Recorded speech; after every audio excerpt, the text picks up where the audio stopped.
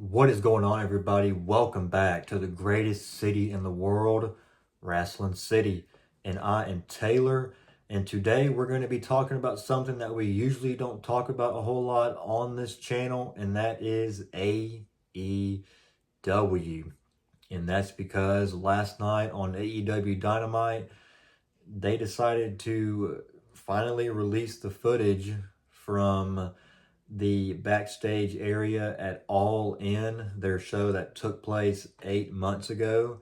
And here they are, 8 months later, finally releasing the footage. So I'm going to be talking about that. I'm going to give you guys my opinion on what I think about the whole thing. So we usually don't cover AEW a whole lot on this channel if you're new here. So, and it's just not something that me or Ryler really watch. We're pretty much just mainly WWE guys. So if you're new to this channel, that's pretty much all you're going to hear from us is talking about WWE.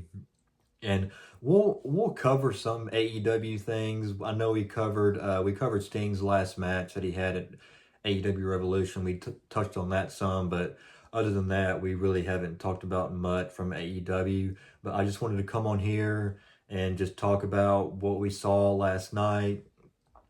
So I guess we're going to get into it. So last night on AEW, they decided to finally release the footage from All In, and this footage is from 8 months ago. It's from August of 2023, and here we are in April of 2024, and they decided to show the footage on AEW Dynamite last night. And if I had to guess, Tony Khan obviously saw CM Punk's interview with Ariel Helwani on the MMA Hour, and CM Punk did talk about the incident that took place at All In London. So I'm pretty sure Tony Khan heard that, and he was like, "Oh, I guess we gotta show him. We gotta humiliate him. Let's humiliate CM Punk."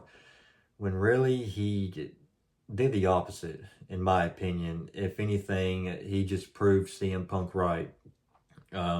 Everything that happened in that footage is what CM Punk said word for word in his interview with Ariel Helwani on the MMA Hour. And, they exchanged words backstage. CM Punk lunged at him, put him in a chokehold. Then they had some guys come and separate them. And, I just want to know why they had to release this footage. I mean, it really benefits nobody. Here they are trying to build hype for their upcoming AEW show. I think it's AEW Dynasty. And Tony Khan said the other day, he was talking to Sports Illustrated, he said that they've decided to show this footage to build interest for AEW Dynamite and their upcoming show in AEW Dynasty. And I just gotta ask, what does this footage have to do with anything for AEW Dynasty? I mean, the footage features a guy who's been suspended since the All In incident, hasn't been shown up on TV since then, and then it features another guy that isn't even employed in your company. He's employed with another company, so it just makes no sense to me. And I don't get it. I mean, this is one of the reasons why I don't watch AEW. It just feels like, I don't know, Tony Khan isn't a leader. And I'll just say that I feel like all of this would have been resolved if they had a leader in that company, and this just shows you that they don't. I mean, Tony Khan, he just acts like a little petty teenage high schooler, and that's pretty much how he acts. So I just don't get it. I mean the only thing AEW gained from this was a 29% increase in views this week. I know Tony Khan just put on Twitter moments ago that they gained a 29% viewership and ratings. He had to thank the audience for 819,000 fans, when really he needs to be thanking CM Punk for all that. It's crazy that CM Punk, to this day, continues to be AEW's biggest draw. You know, AEW just signed these three game changers in Okada and Osprey and Monet, and they haven't drawn any ratings. So I guess he thought, oh, I guess I gotta let me just bring in CM Punk. You know, he's been our highest, he's been our biggest draw when he was in here. I'm pretty sure he can be our biggest draw still. So I just don't get it. I mean,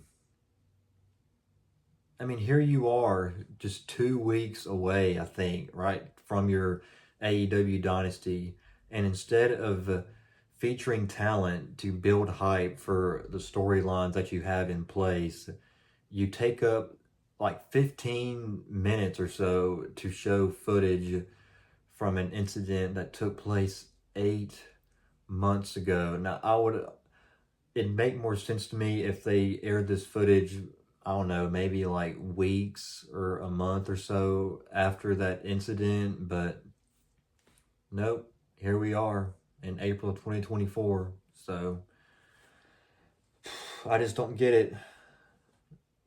Tony Khan just continues to be the goof that he is. He's a clown. He doesn't know how to run his company. I said it, and that may piss some people off, but oh well, that's just my opinion. So I guess if you don't like it, oh well.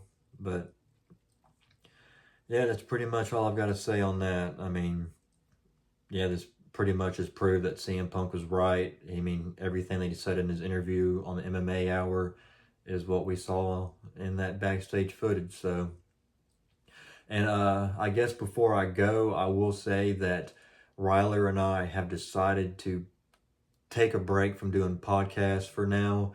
So instead of just talking about everything that took place on Raw and SmackDown in the week, we'll just pick one or two main, like, huge topics that took place that week, and we'll just talk about those.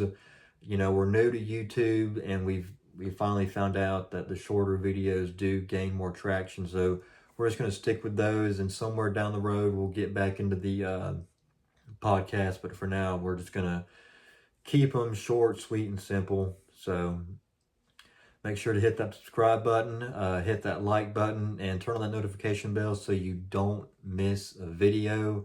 And I thank you guys for watching. We'll see you guys next time in Wrestling City.